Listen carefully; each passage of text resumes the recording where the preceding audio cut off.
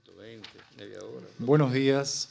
La Honorable Cámara de Diputados de la Nación, presidida por la señora diputada Cecilia Moró, junto con la Dirección General de Cultura, les da la bienvenida a este conversatorio, que lleva por título Universidad y Desafíos del Siglo XXI, puntos a debatir para una nueva ley de educación superior, en el marco de las actividades que se realizan en esta honorable Cámara por los 75 años de la fundación de la Facultad de Humanidades y Artes de la Universidad Nacional de Rosario.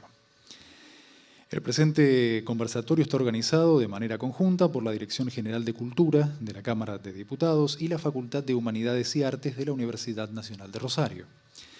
Queremos agradecer la presencia de los diputados nacionales por la provincia de Santa Fe, Enrique Esteves y Eduardo Tonioli.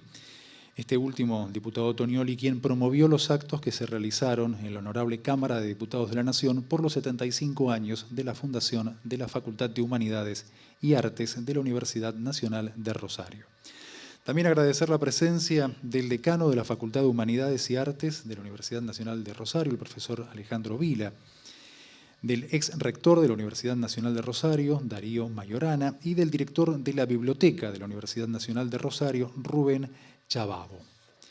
Del presente conversatorio van a participar los diputados nacionales por la provincia de Santa Fe, Enrique Esteves y Eduardo Tonioli, y el ex rector de la Universidad Nacional de Rosario, Darío Mayorana. Ex rector, le doy la palabra entonces para que demos inicio a este conversatorio. Muy bienvenidos a todos.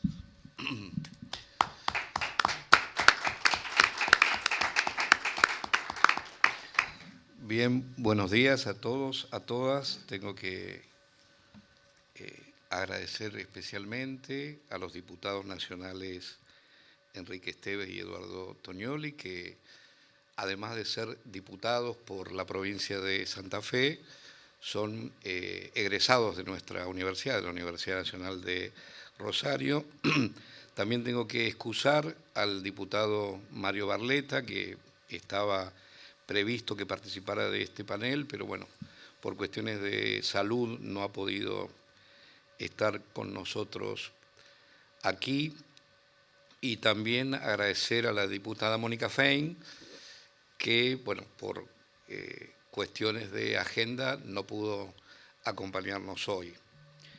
En el marco del 75º aniversario de la creación de la Facultad de Humanidades y Artes, se planeó este panel justamente en la Cámara de Diputados de la Nación acerca de la Ley de Educación Superior y aportes o consideraciones para una futura ley de educación superior.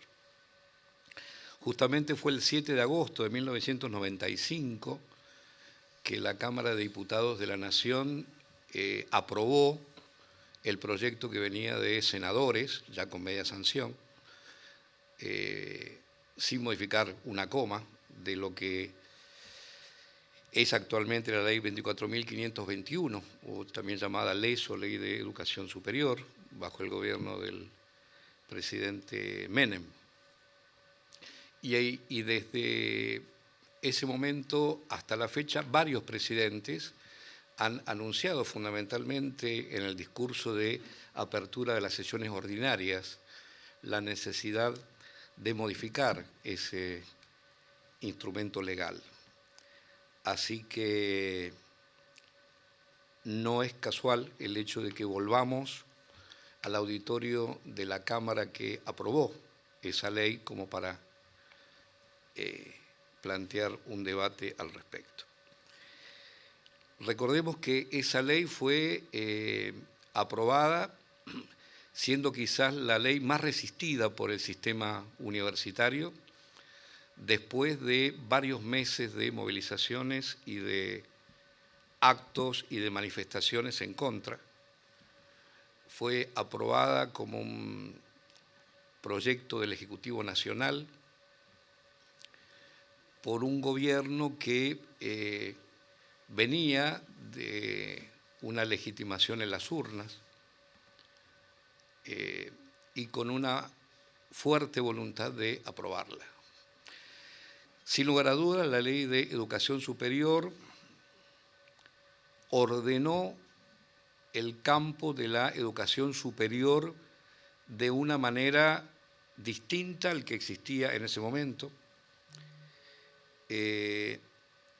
generando una nueva racionalidad o una nueva lógica en las relaciones del sistema universitario o del sistema de educación superior en nuestro país. En términos de Derrida, existe una paradoja en lo que es el sistema universitario que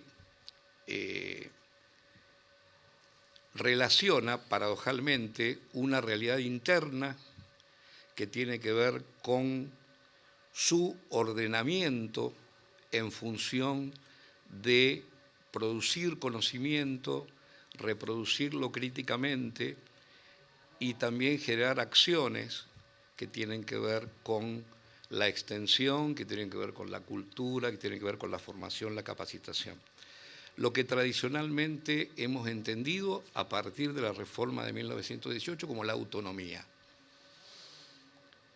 Y paradojalmente relaciones con el exterior o con lo externo, que tienen que ver con un abanico amplio de contratos y relaciones entre la universidad e instituciones externas, empezando por el propio gobierno y el propio Estado, las empresas, las organizaciones de la sociedad civil, los organismos internacionales, en ese momento incluso el Fondo Monetario Internacional, al cual se le endilgaba la responsabilidad o, si quieren, la premisa o la necesidad planteada al gobierno de ese entonces de promulgar una ley nueva de educación superior. En ese momento del debate se planteaban algunos elementos que con el tiempo, estamos hablando de más de 25 años, se comprobó que eran más fantasmáticos que reales. En primer término, por la resistencia ideológica e histórica del sistema de educación superior, fundamentalmente de gestión pública, de normativizar o de regular la autonomía universitaria, la resistencia se daba en la demanda del Fondo Monetario y de otros organismos internacionales de establecer estándares en la formación y en los saberes. De hecho, la Ley de Educación Superior, la LES, establece como instituto el carácter de carreras de interés público y la necesidad de una acreditación de saberes y determinación de estándares, creando fundamentalmente la CONIAU, la Comisión Nacional de Evaluación y Acreditación de la Educación Superior. Todos recordamos las marchas contra la CONIAU, las consignas contra la CONIAU, etcétera, etcétera. Sin embargo, verificamos en este recorrido de los últimos casi 30 años que las autoridades y los representantes del propio sistema universitario supieron establecer una estructura de la CONIAU por la cual es prácticamente la comunidad universitaria la que determina los estándares y la que participa de estos procesos de acreditación. Tan es así que hoy prácticamente no existen críticas respecto de la necesidad de determinar estándares o de acreditar saberes y trayectos de formación. No obstante, lo cual sigue siendo un punto para considerar, toda vez que en otros países de Latinoamérica, inclusive también de Europa, existen regímenes mixtos en que las agencias de acreditación y demás no son necesariamente estatales, sino que también hay cabida para consorcios y para agencias privadas. Otro de los puntos fundamentales que hacían a la cuestión de la autonomía tenía que ver fundamentalmente con la cuestión financiera. Basado en los principios de la reforma de la Constitución, que se hizo en el año 94, que establecía conjuntamente con el principio de la autonomía, el principio de la equidad y demás, la ley empieza, y de hecho estuvo en los debates, a plantear la cuestión de la autarquía financiera, pero ligada también a la equidad y a la autonomía respecto de buscar fuentes alternativas de financiamiento.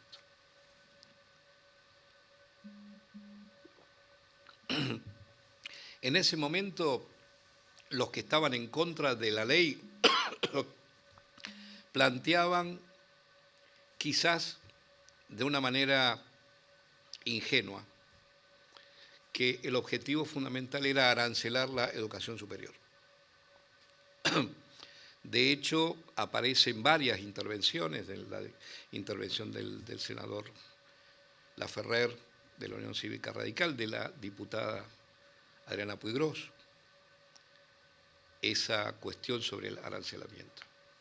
También el ministro Salonia y otros funcionarios planteaban que la autarquía con equidad y con ética tenía que prever el hecho de que las clases más acomodadas de nuestro país pagaran un arancel o que la universidad tuviera autonomía como para encontrar fuertes alternativas de financiamiento. Con el tiempo, la cuestión financiera se fue agravando respecto del presupuesto que el Estado Nacional destinaba a la educación superior, fundamentalmente a través de dos instrumentos. Primero, los presupuestos por programa, que daban al Ministerio de Educación y a los otros ministerios la facultad de poder conceder financiamiento extra, de tal manera, lo dice el diputado, el senador Laferrer, que en el momento de la sanción de la ley, prácticamente el Ministerio de Educación tenía para programas el mismo presupuesto que para todo el sistema. Con lo cual, de alguna manera, se regulaba a través del financiamiento la actividad investigativa y de extensión y demás de las universidades, porque se orientaba las acciones en función del financiamiento que estaba disponible. Y el otro instrumento fue convertir la asignación del presupuesto como presupuesto para las universidades en un subsidio, es decir, el Estado otorgaba un subsidio y las universidades lo utilizaban como querían, lo cual era una especie de trampa, porque al no estar claramente determinada la cuestión de sueldos con la de inversión y de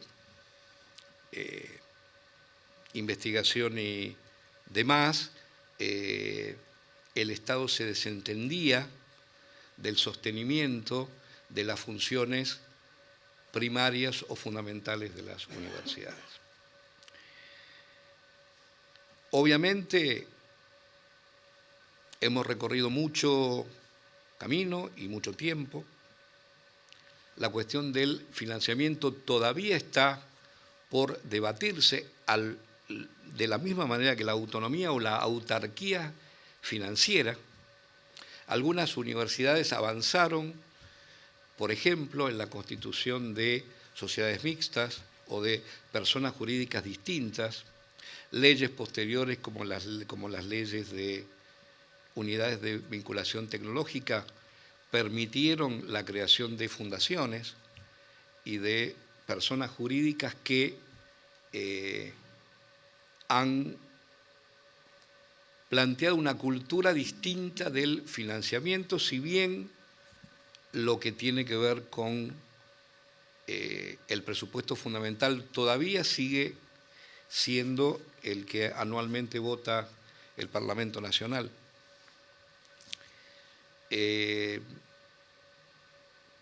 Y también en lo que respecta al financiamiento, existe una cierta dispersión en el sistema, fundamentalmente porque si bien ha habido avances, por ejemplo, fue un avance el que en el gobierno de Cristina Fernández de Kirchner se hayan unificado las estructuras de ciencia y tecnología.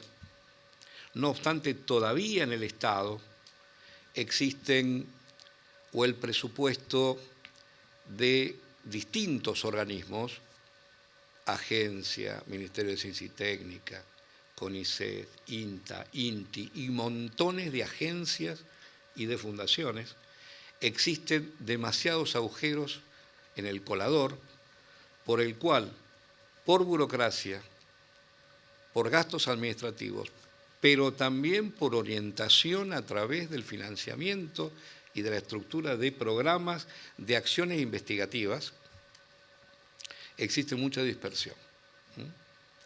Nuestro país todavía no ha pensado su sistema universitario y científico-tecnológico de una manera mucho más, digamos, eficiente desde el punto de vista de ligar la autonomía en la producción del conocimiento estratégico con la asignación de presupuesto para poder dar cuenta de esa creación de saberes o de pensamiento estratégico. Obviamente, la Ley de Educación Superior, la 24.521, es una ley demasiado reglamentarista.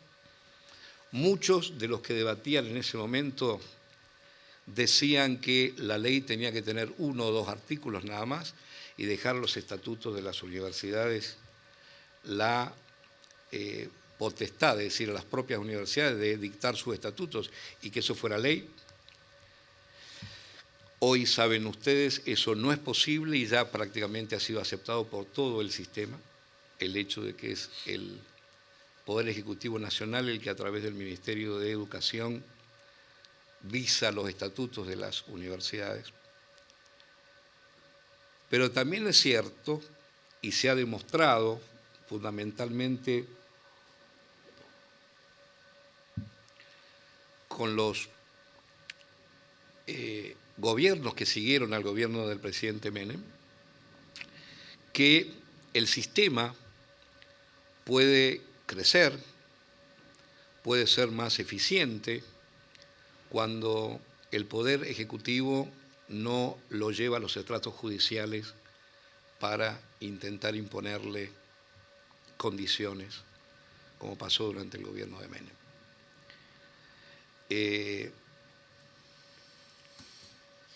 Como dije, y con esto le cedo la palabra a los colegas diputados, el estado en el que estamos hoy implica tomar las buenas experiencias que se han constatado desde la sanción de esta ley hasta la fecha, modificar cuestiones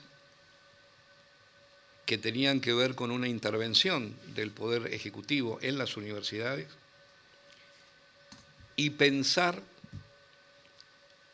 la autonomía, pensar el financiamiento, pensar la política de formación superior en nuestro país, teniendo en claro la realidad social que tenemos en este momento. Quiero terminar con una cita, de alguna manera visionaria, como todas las que tuvo, de Riccieri Frondizi, que como saben ustedes fue rector de la Universidad de Buenos Aires.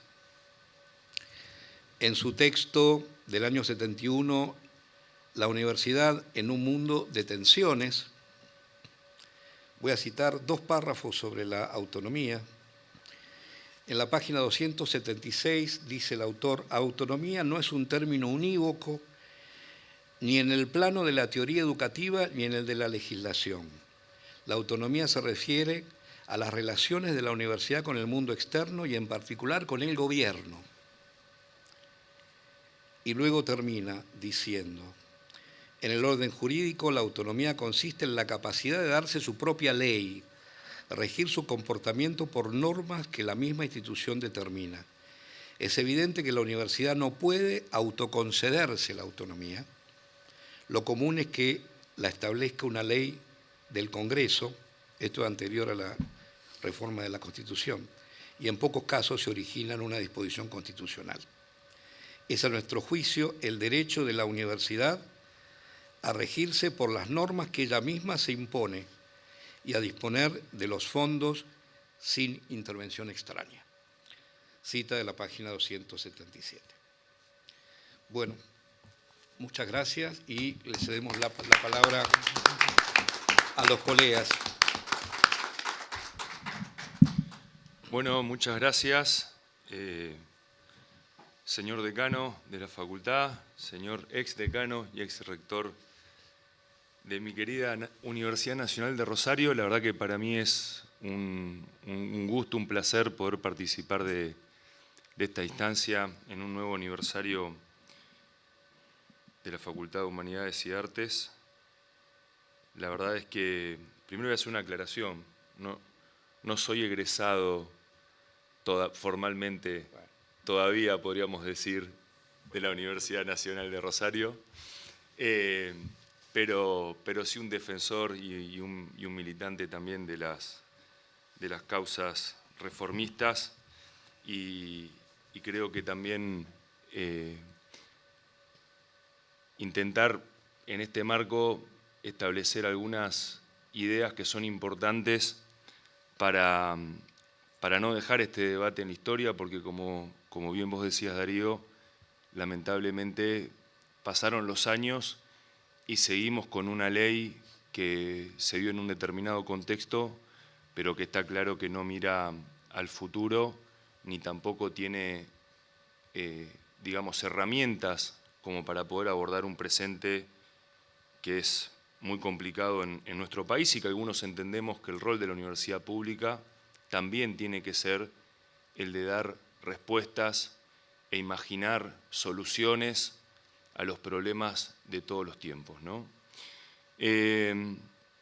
Está claro, y recién se describía de qué manera se sancionó esta ley de educación superior, en qué contexto. Claramente fue decisivamente en contra de muchos de los principios y valores de la reforma universitaria, ¿no? Yo creo que ese manifiesto liminar es una de las obras más perfectas, o por lo menos en lo personal, que a mí más me gusta leer y releer, porque ahí está una mirada no solamente de la universidad, sino una mirada de la universidad vinculada a una mirada del mundo. Y esto es claro porque la sanción de la ley en la década del 90 tenía que ver con un modelo de país que se quería implementar, lo han hecho con bastante éxito en esos años. Lo decía recién también Darío, ¿no?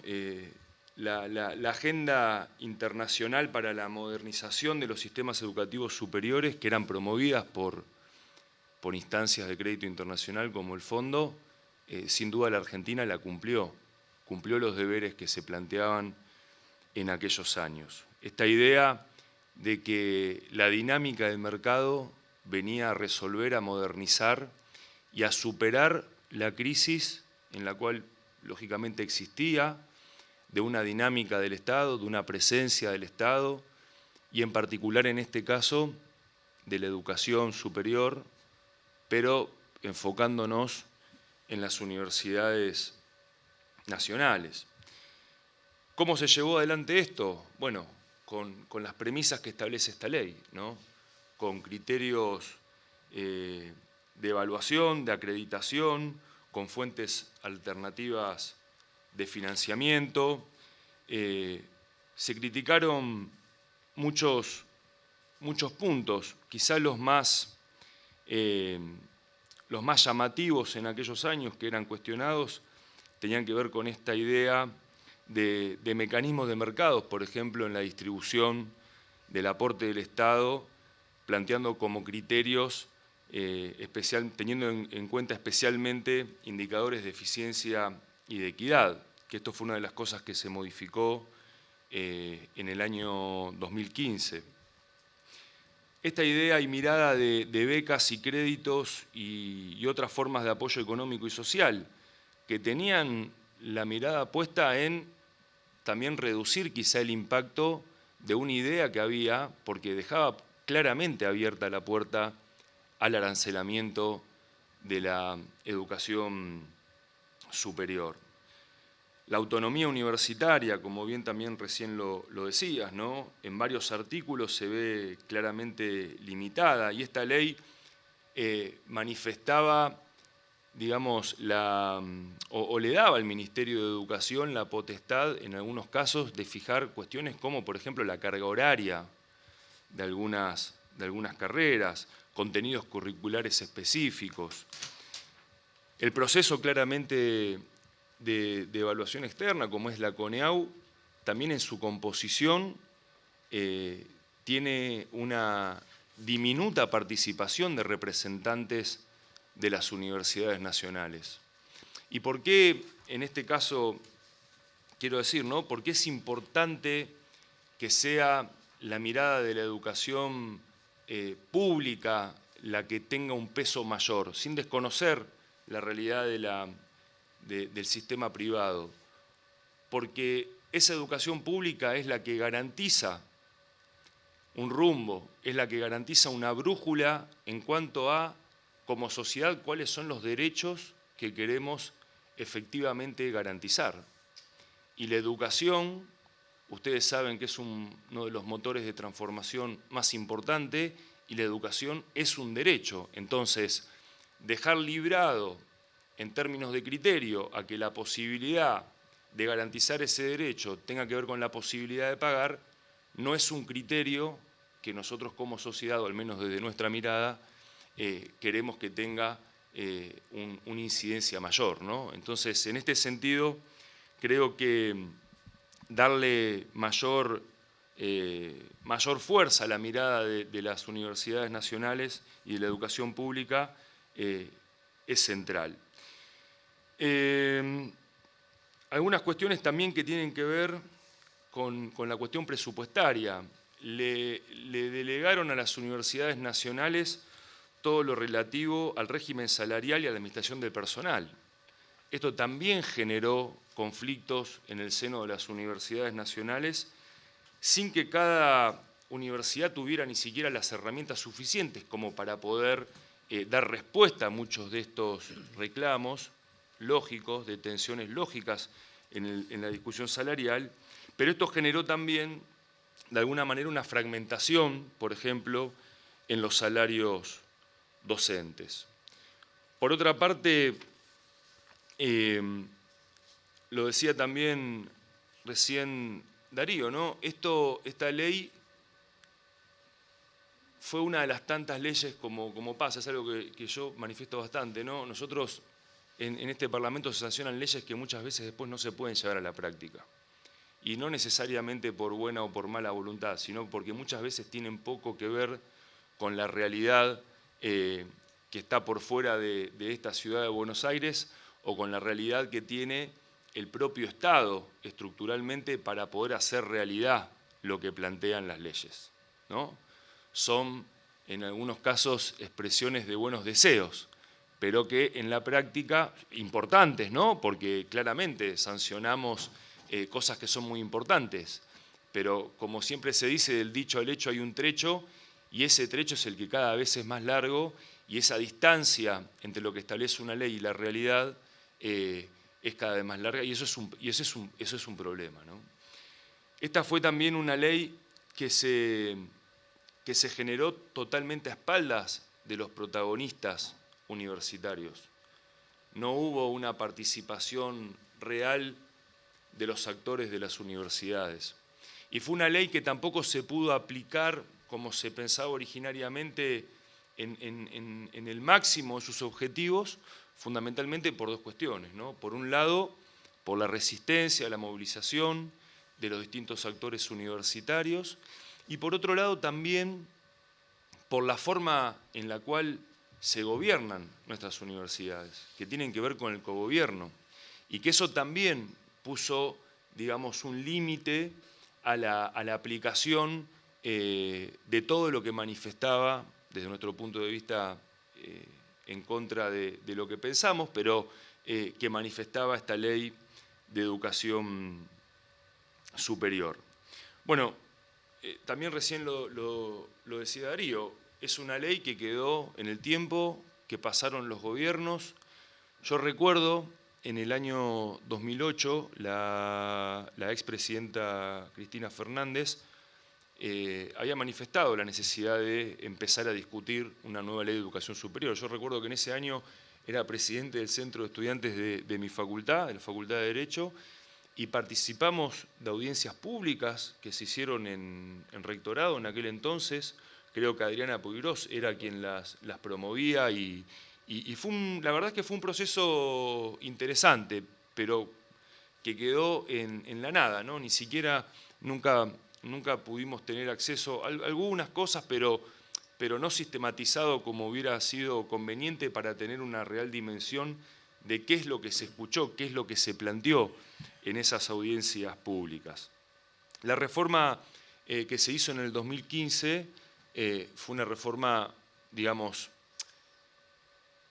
importante desde el punto de vista normativo, porque claramente cierra la puerta a esta idea de no tener un ingreso irrestricto, cierra la idea, en algunos casos, al tema de la posibilidad de aranceles, pero, digamos, como que maquilla dos puntos importantes de la Ley de Educación Superior, pero no permite tener un replanteo más conceptual y de fondo de lo que implica la Ley de Educación Superior como fue pensada y sancionada en los 90.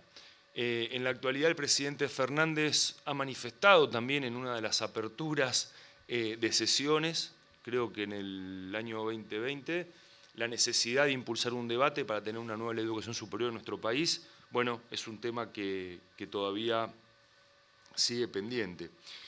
Y creo que para comenzar un debate serio, responsable, y que pueda tener o que pueda cumplir con algunos objetivos respecto de la ley de educación superior, yo creo que no hay modelo de educación superior si no hay un modelo de país.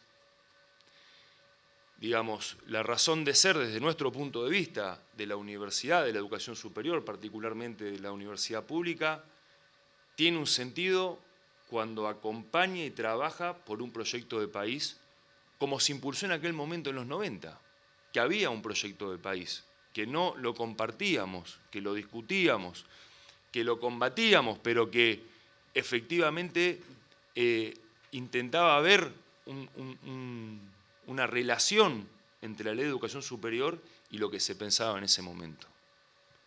Hoy no tenemos un proyecto de país. Cuando hablo de proyecto de país, no hablo del proyecto de país que queremos unos u otros. Cuando hablo de proyecto de país, me refiero básicamente a decir cuáles son los 10 puntos a los que aspiramos que nuestro país pueda mejorar, objetivos que pueda alcanzar, y qué rol podemos cumplir todos, pero qué rol puede cumplir particularmente la educación superior. Yo creo que un rol trascendental, ¿no? Está claro, como lo hizo siempre, hasta que, y no es casual, ¿no? también esto lo digo, es parte de la historia hiperconocida, pero no es casual que los distintos golpes cívico-militares en nuestro país hayan también golpeado fuertemente, en este caso a las universidades públicas, a los estudiantes, a los docentes, a los investigadores. Entonces, la universidad tiene que tener un correlato con un modelo o con un proyecto de país, y ese creo que es el desafío más importante que tenemos nosotros por delante. Voy a esbozar algunas, no digo propuestas, pero sí quizá algunas ideas que también se fueron comentando acá respecto de cuáles serían algunos ejes que nosotros debiéramos contemplar en una nueva ley de educación superior.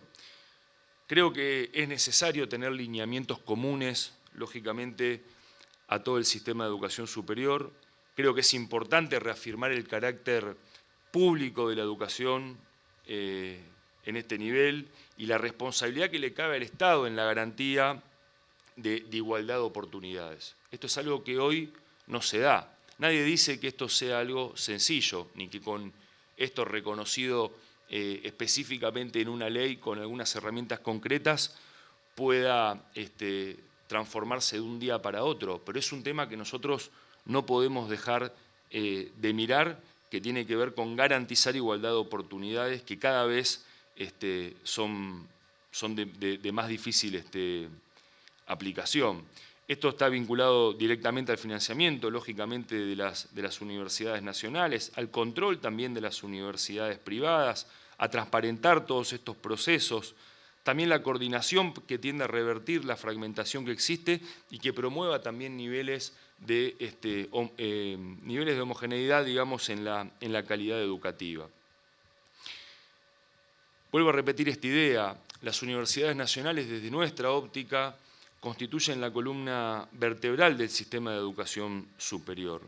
Por eso tienen que estar en esta ley establecidos principios que no son nuevos, que son los principios de la reforma del 18, ¿no? La gratuidad, la autonomía, la calidad académica y científica, como dije recién, la igualdad de oportunidades, la articulación con los demás niveles educativos, que eso es algo que siempre se plantea, pero que es de muy difícil aplicación y que no hay efectivamente en la agenda del debate público en nuestro país realmente una discusión sobre este tema que es muy importante porque sobre todo estamos en una situación que es muy delicada y cada vez chocan más los distintos sistemas y cada vez cuesta más llegar a los objetivos que tiene cada uno de estos niveles educativos.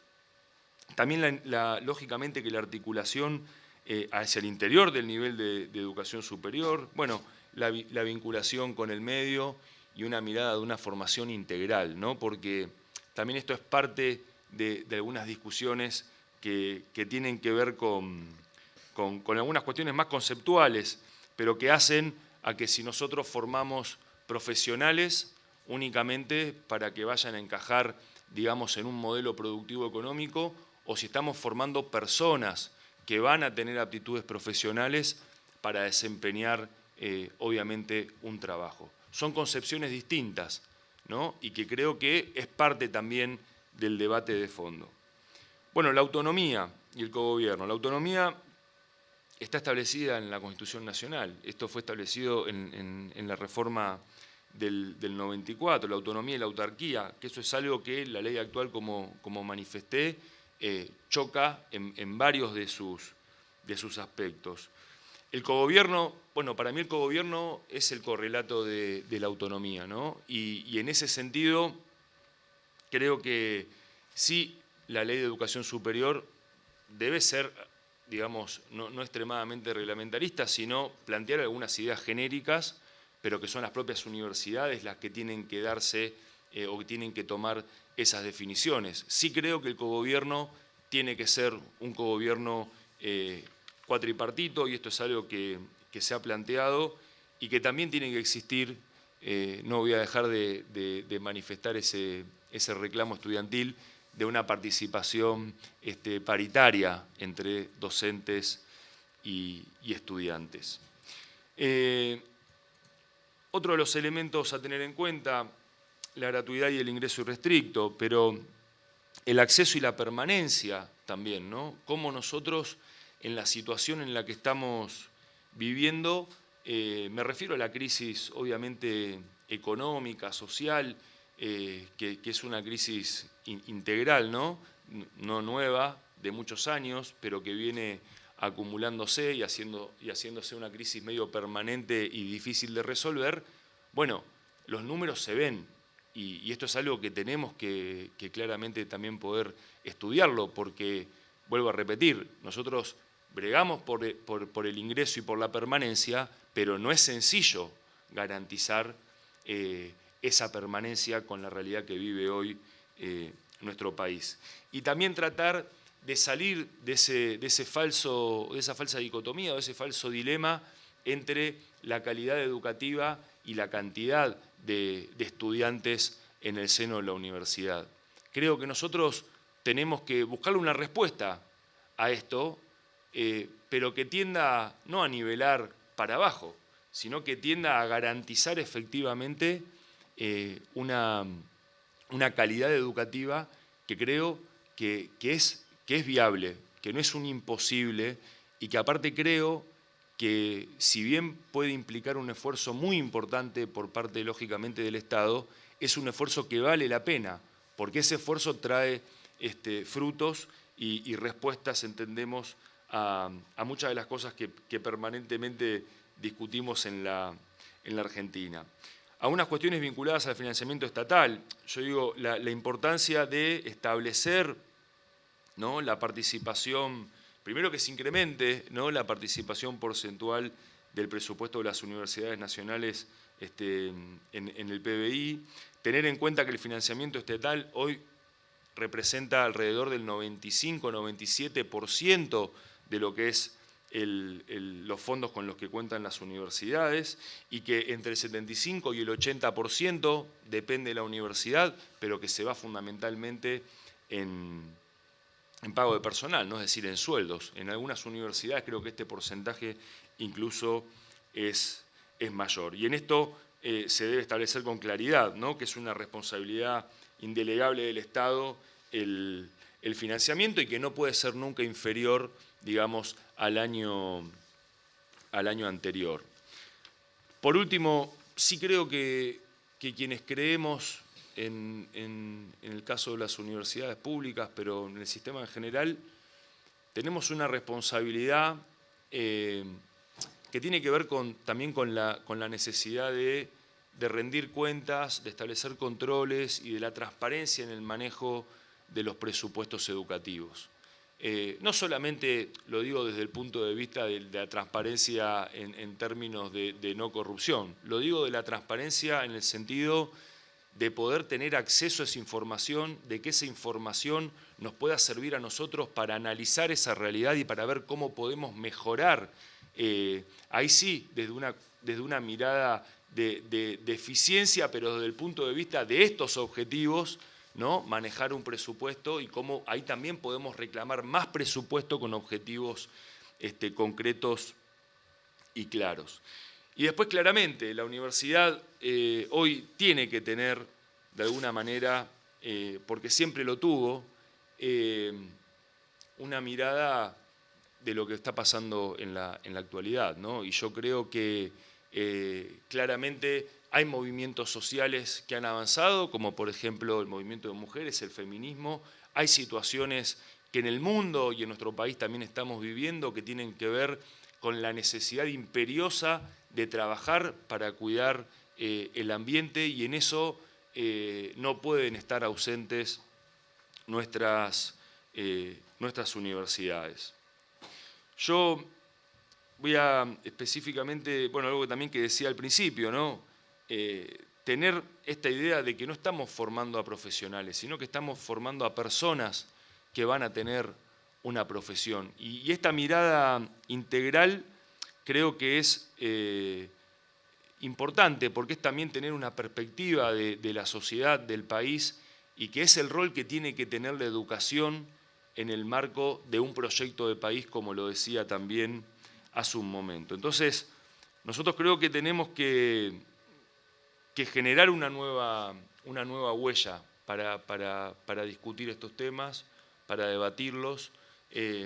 Creo que somos los defensores de la universidad pública, pero que son fundamentalmente los actores actuales de la universidad pública quienes deben impulsar y trabajar y nosotros acompañar desde nuestro lugar, pero este debate que es tan necesario y para que también no queden esos principios y valores que desde mi punto de vista son tan importantes, que son los principios de la reforma universitaria, que no queden en la historia, que no queden como una idea del pasado, inaplicable en el presente o imposibles de proyectar hacia el futuro.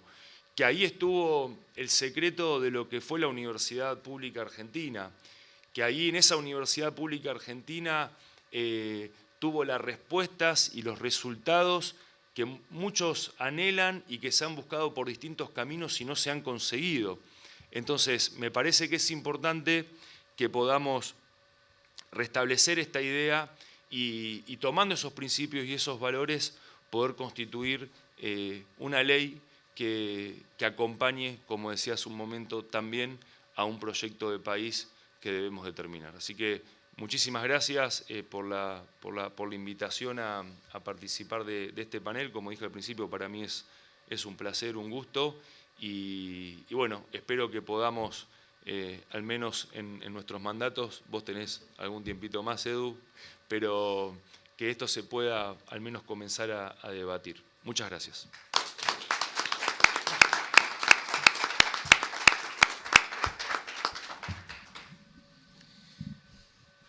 Bueno, estaba mirando el reloj porque ya sería buen mediodía a todos y a todas.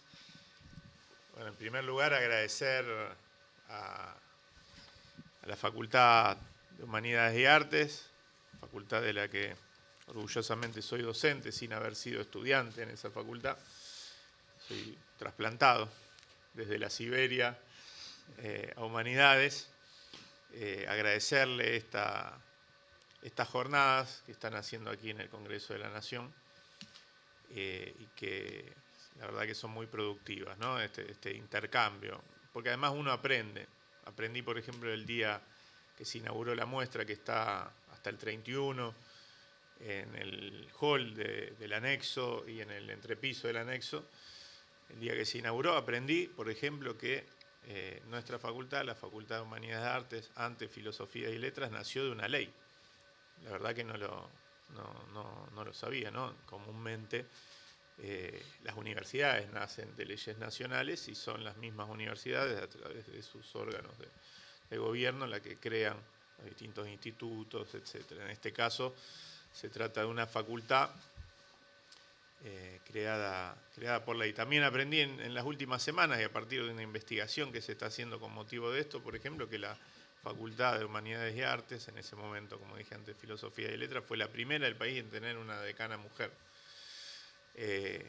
Y esto vale ya particularmente solamente quizás para nosotros los peronistas, que muchas veces nos sentimos,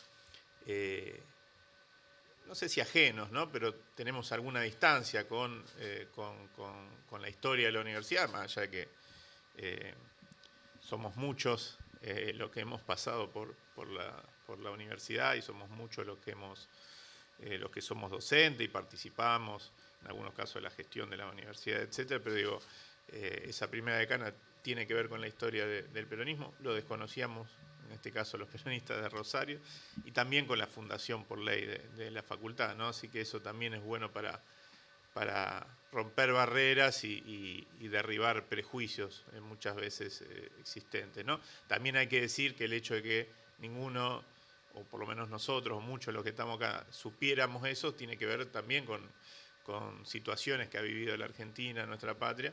En este caso, por ejemplo, con que esa decana, bueno, tuvo un mandato muy corto precisamente por un golpe de Estado y por todo lo que conllevó, ¿no es cierto? No solo la interrupción del orden democrático, sino un manto de silencio sobre eso, ¿no? Pero la verdad que está bueno que podamos tener esta jornada y que, entre otras cosas, conozcamos parte de esa historia, de nuestra historia, ¿no? Sobre la Ley de Educación Superior, bueno, yo me siento parte de una generación que se formó en la lucha política en la pelea contra esas leyes educativas del neoliberalismo. Hablo de la Ley de Educación Superior y hablo de la Ley Federal también de Educación, ¿no? En particular, lo recordábamos ayer, cuando con acá los amigos de la facultad, decanos, autoridades de la facultad, estábamos charlando un rato sobre la década de los 90 y la etapa del proceso de aprobación de la ley, en la gran movilización que se hizo de la Facultad de Medicina, si no, mal no recuerdo, que fue en los días anteriores a la aprobación de la ley, a mí me tocó ser orador en nombre del Politécnico, el Centro de Estudiantes del Politécnico. Hablé yo por el Politécnico y un compañero o compañera, no recuerdo, por el Superior, por la imposibilidad histórica de sintetizar entre las dos escuelas una sola representación. De ninguna manera nosotros íbamos a aceptar que fuera alguien del Superior que hablaba en nombre de todos, porque éramos más, entre otras cosas, y ellos tampoco iban a aceptar que fuéramos nosotros la única representación. Pero fue un hecho histórico para la ciudad de Rosario, una movilización muy masiva y que expresó todo esto que se planteó acá, ¿no? Este rechazo generalizado de la comunidad universitaria en torno a esta ley que vino a poner en tela de juicio, a limitar una condición que había sido característica del sistema universitario argentino, que era el ingreso irrestricto y la gratuidad, ¿no? Al menos de los estudios universitarios de grado. La educación en general y la educación superior en particular dejaba a partir de ese momento de ser, para las normas argentinas, ¿no es cierto?, un bien social y pasaba a convertirse en un bien más del mercado.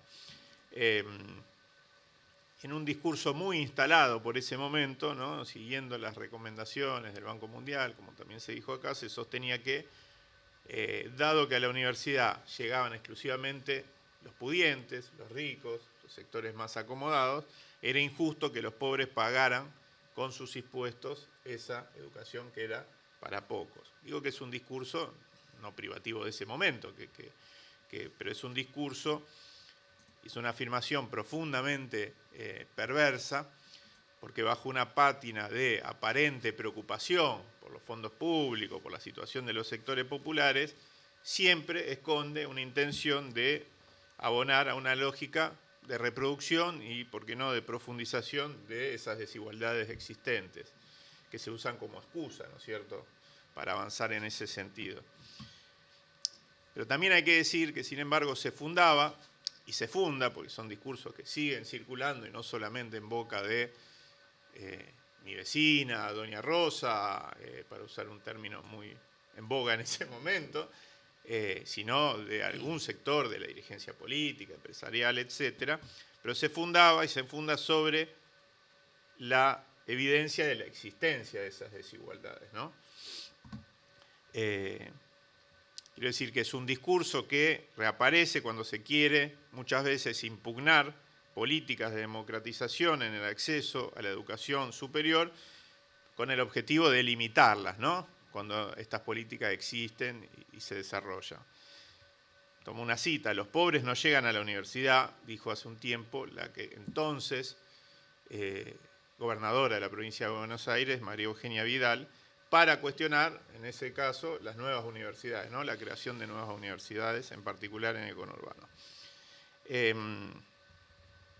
Pero ese discurso se apoya, y a eso iba con lo que decía antes, en las mismas limitaciones de esas políticas muchas veces a la hora de revertir desigualdades de nuestra estructura social. Habría que preguntarse si se puede revertir esas desigualdades de nuestra estructura social exclusivamente desde política educativa, ¿no? Claramente que no. Pero bueno, y con esto no estoy desconociendo el, para mí, fabuloso, reivindicable y masivo proceso de incorporación de jóvenes de los sectores populares a la educación superior, que se ha dado en estos últimos 20 años hay números, no los tengo acá, pero digo que dan cuenta de la enorme cantidad de jóvenes de primera generación de universitarios que se han generado a partir de esas políticas. no solo de la política de creación de nuevas universidades, sino también políticas de becas, el progresar, el conectar igualdad, que no corresponde a la educación superior, pero que sí a la educación secundaria, etcétera. Y proceso que entiendo que se coronó de alguna manera o que tiene una consecuencia lógica en la reforma de la Ley de Educación Superior del año 2015, reforma acotada, por supuesto, claramente, que fundada en la concepción de la educación superior como derecho humano, dejó expresamente planteada la responsabilidad, y cito textual, indelegable y principal del Estado respecto a la educación superior, considerándola un bien público y un derecho humano, ¿no? Y estableció la prohibición de establecer cualquier tipo de arancel en los estudios de grado. Lo que estoy diciendo es que el hecho de que, y tomo números, una entrevista que leí por estos días, que le hicieron hace unos meses a Mónica Marquina, que en 2018 solo 17,6 del tercio más pobre, un porcentaje del tercio más pobre de los argentinos accedía a la educación superior, y es un número similar al del 2006, ¿no? Esto hace que esos discursos regresivos terminen encontrando un marco de validación, por supuesto con el claro objetivo no de mejorar las cosas, sino de empeorarlas, ¿no? Es decir, alcanza el ingreso irrestricto, la gratuidad, las becas, las tutorías para brindar en la universidad igualdad de posibilidades a los sectores más desfavorecidos de la población, evidentemente no, o no en la manera que uno cree que debería alcanzar. En esa misma nota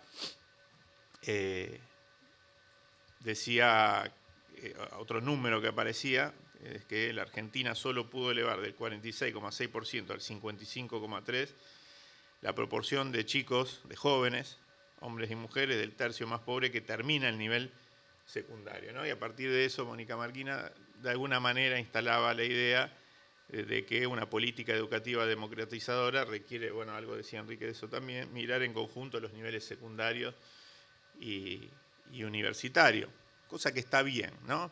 Pero también requiere, ¿por qué no? Y es una discusión más política, también ambos hacían referencia a ella, de un proceso de reconstrucción de la sociedad toda. ¿A qué voy? Digo, en ese periodo al que hacemos referencia, o en algunos periodos de estos últimos 20 años, se da un proceso de recuperación, ¿sí?, de determinados indicadores sociales. Veníamos, por supuesto, de los 90, del 2001, mejora de las condiciones de vida de nuestro pueblo, y sin embargo, bastaron un par de decisiones y de decretos durante el periodo siguiente para que mucha de esa recomposición se terminara perdiendo con una simple decisión administrativa, ¿no? ¿Por qué hago ese paralelo? Porque entiendo que los logros, las limitaciones de las políticas de democratización del acceso a la educación superior de estas últimas 2 décadas son también un capítulo de los logros y de las limitaciones también, y sobre todo del proceso también de estas 2 últimas décadas de políticas de inclusión vía consumo, es decir, de políticas de derrame inducido de ingreso, ¿no? Y en ese sentido entiendo que los mejores esfuerzos, las mejores políticas se van a seguir perdiendo o encontrando limitaciones en su efectiva aplicación, o sobre todo en el cumplimiento de sus objetivos, de valiosos objetivos, si no logramos, los argentinos, las argentinas, sobre todo quienes queremos lograrlos, cerrar definitivamente un ciclo que está abierto en nuestro país, que es el ciclo de la valorización financiera, que es el ciclo de la plena vigencia de este capitalismo financiero, aquí en la Argentina, pero en otros lugares del mundo también, por supuesto, que se abrió, podemos decir, del Rodrigazo para acá, del 76 para acá. Mientras tanto, y en eso entiendo, o en eso puedo coincidir con Enrique, con lo que decía, con la necesidad de un proyecto de país. Para mí un proyecto de país es aquel que pueda efectivamente superar esa etapa, un proyecto de país deseable, ¿no? Mientras tanto, el precepto de que el derecho a la universidad es un derecho universal no se va a terminar o no se va a cumplir acabadamente, ¿no? Y en ese proceso entiendo que la universidad tiene un rol a cumplir. El primero es entender que sí, como dice otro rosarino, Eduardo Rinesi, el derecho a la universidad es colectivo, es de los pueblos. Bueno, entender que el destino de la Universidad Argentina está atada al destino de su pueblo, de la parte del pueblo que ingresa y que puede transitar las aulas universitarias y de la que no, efectivamente.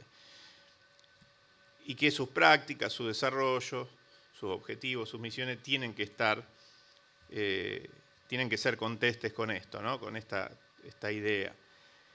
Para que, entre otras cosas, esos discursos elitistas, esos discursos oportunistas, esos discursos enmarcados en una falsa preocupación por la suerte y por los recursos de los sectores populares no encuentren legitimación social a partir de la percepción de que la defensa de las mejores banderas de la universidad, por ejemplo, entre otras, la de la autonomía, no son una defensa corporativa de privilegios.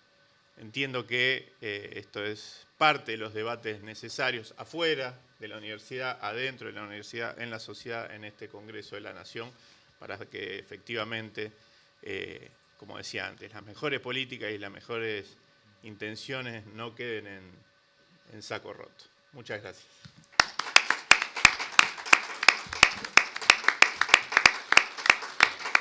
Doctor Mayorana, ¿quiere hacer algún cierre, alguna palabra de cierre? Agradeciéndole, obviamente, a los tres la participación. Bien, bueno, agradezco en primer término al decano de nuestra Facultad de Humanidades y Artes, al profesor Alejandro Vila, por haber planificado estas acciones en la Cámara de Diputados de la Nación. Por supuesto, a los colegas y miembros de nuestra universidad, tanto a Enrique Esteves como a Eduardo Tonioli, y voy a tomar, en el sentido latino del término, un augurio. El sentido de augurar en latín significa no solamente profetizar, sino la acción de desear que se concretice las palabras del diputado Esteves, que es que en el mandato de ambos podamos tener algún tipo de novedad respecto de la modificación o dictado de una nueva ley de educación superior. Muchas gracias a todos y a todas.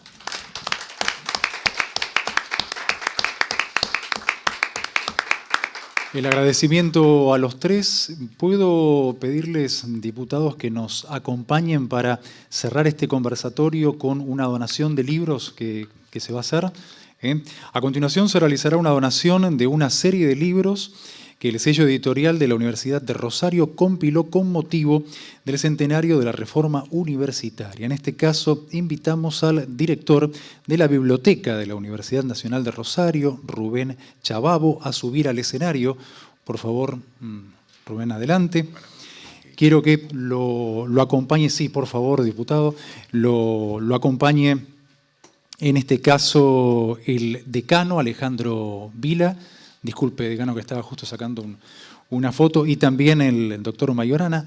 Y a los diputados, si pueden acercarse por aquí, vamos a convocar ahora entonces, en representación de la Biblioteca del Congreso, a la doctora Lucía Aguerre, al licenciado Mateo Niro, al licenciado Juan Manuel Antequera, de la Unidad de Investigación y Vinculación Científica de la Biblioteca del Congreso. Les pido por favor a todos que estén por delante de la mesa.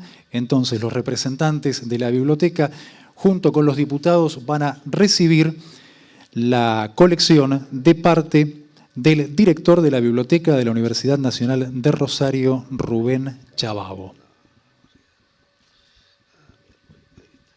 Bueno, muchísimas gracias. Hola, hola. Traigo un saludo de, si bien me acompañan aquí las autoridades de la Facultad de Humanidades y Artes, de todos los colegas y compañeros investigadores de la Facultad de Humanidades y Artes, que bueno, todos lo sabemos, cumple 75 años con todo lo que eso significa y con todo el trabajo, como recién decía Eduardo Tognoli, de exhumación de historias que estaban olvidadas o perdidas y que, bueno, eso realmente le da densidad y le da entusiasmo a buena parte de nuestros trabajos y también de nuestros proyectos dentro de lo que es la editorial de la Facultad de Humanidades y Artes. Yo voy a ser brevísimo, solamente decir que cuando se pensaba en esta serie de actividades aquí en la ciudad de Buenos Aires y en el Congreso, el decano Alejandro Vila me dijo, quiero que haya alguna presencia de nuestros libros, de nuestras colecciones, de lo que hacemos. ¿Y qué pensás? Bueno, pensamos en dos. Uno que fue el trabajo de una investigadora, María Elena Lucero, que se presentó el día martes pasado, y otra me dice, quiero que esté la compilación y el estudio de los 7 tomos realizados por investigadores de nuestra universidad sobre la reforma universitaria. Esto es lo importante de destacar y por qué quisimos entregar este material específicamente. Porque a 100 años de la reforma, estos investigadores e investigadoras demuestran que todavía hay mucho para pensar, hay mucho para reflexionar y que este tipo de materiales es sumamente útil para el campo universitario, no solamente argentino, obviamente, sino también latinoamericano, porque esta misma colección que ustedes ven aquí es solicitada, por ejemplo, por universidades de Perú, de Colombia, incluso hemos mandado a México hace muy poco una de estas colecciones porque se enteran que existe y este es un estudio, no digamos para ser ambiciosos total, pero sí que cubre diferentes facetas como la reforma cuestionada, variaciones del reformismo, tiempo y experiencias, movimientos estudiantiles del siglo XXI en América Latina, que está comprendido, los viajes latinoamericanos de la reforma universitaria, juventudes universitarias en América Latina, la relación entre las élites y la política de las reformas borbónicas al reformismo del 18, es decir, trata de cubrir todo ese espacio y por eso es un material sumamente valioso al que le añadimos un manual para trabajo. Yo quiero solamente decir que en esto han trabajado muchos investigadores, voy a nombrarlos porque corresponde, muy sucintamente, a Natacha Bacola, a Ignacio Martínez, a Pablo Buchbinder, a Diego Mauro, a José Zanca, a Alejandro Bujanian, a Ana Clarisa Agüero, a Vania Marcarián, a Martín Vergel, a Pablo Buchbinder, entre tantos otros. Es realmente un mérito. Y también decir, siguiendo con lo que expusieron los diputados y nuestro ex rector, que esto fue posible por un subsidio de la Secretaría de Políticas Universitarias, el SPU, del Ministerio de Educación. Recuerdo cuando en ese momento recibimos ese dinero, íbamos a la oficina de Mariano Bala y le decíamos, Mariano, tenemos que hacer esto, hay que mover este dinero. Ustedes saben que no es fácil, recibir un subsidio no es que te llega a la cuenta y lo gastás directamente. Hay toda una cuestión burocrática que en ese entonces nos ayudó muchísimo Mariano, que aquí está presente. Así que yo quiero agradecer a los autores, también al equipo editorial de Facultad de Humanidades y Arte, a Nicolás Mansi, a Matías Willy, a Adriana Lazala, porque son artífices de este trabajo. Y obviamente a Alejandro, por el apoyo y el sostenimiento que le da a HI Ediciones. Para los que no son de Rosario, los invito a que vayan y vean nuestra tienda nueva, que le pusimos un nombre maravilloso, tienda Roabastos, un nombre fuertemente sudamericano y latinoamericano en homenaje al autor de Yo el Supremo, así que pueden pasar por ahí y ahí van a encontrar muchos más libros de la colección. Muchísimas gracias por recibir esta colección y porque nos alegra que esto quede en esos estantes y sea lectura de los investigadores. Así que, bueno, así simbólicamente. Venga. Vamos. Así.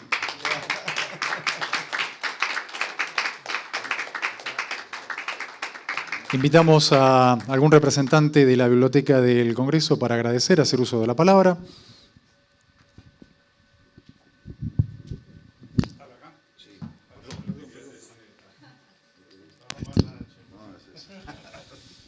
Muchas gracias. Bueno, es una alegría, un honor estar recibiendo en nombre de la biblioteca como institución, pero fundamentalmente en nombre de los lectores y las lectoras de la Biblioteca del Congreso, que, como ustedes saben, es acá cerquita y en cualquier momento que vayan van a ver jóvenes, adultos, adultas, adultos mayores, dándole vida a esa biblioteca, que como cualquier biblioteca tiene esos dos sentidos, el de la circulación del conocimiento y el del repositorio del conocimiento. Por lo cual esta colección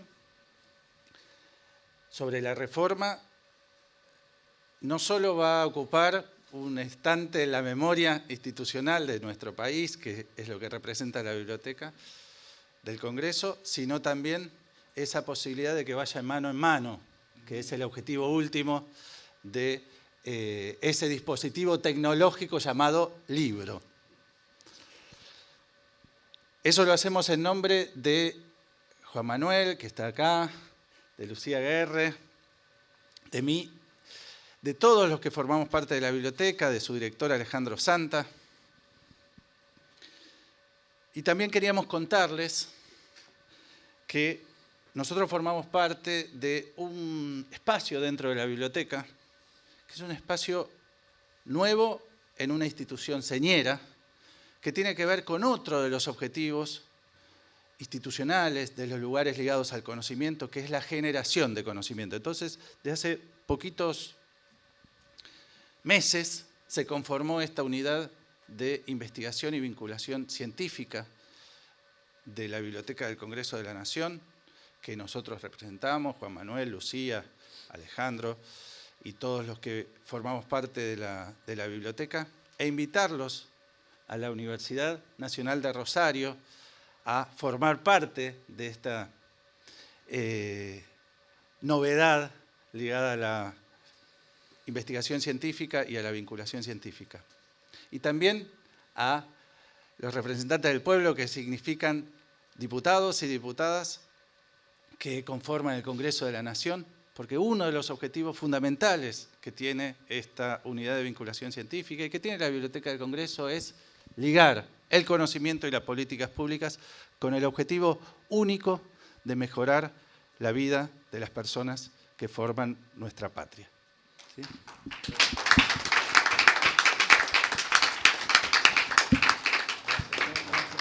Muchísimas gracias.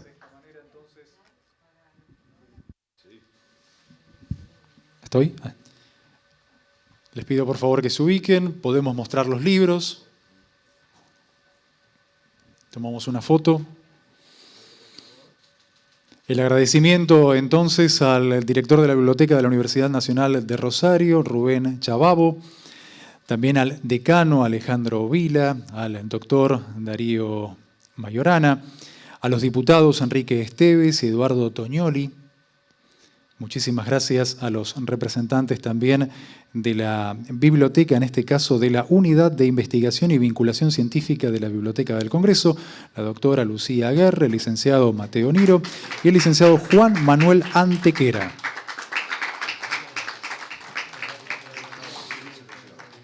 De esta manera entonces damos por finalizado el conversatorio Universidad y Desafíos del siglo XXI, puntos a debatir para una nueva ley de educación superior.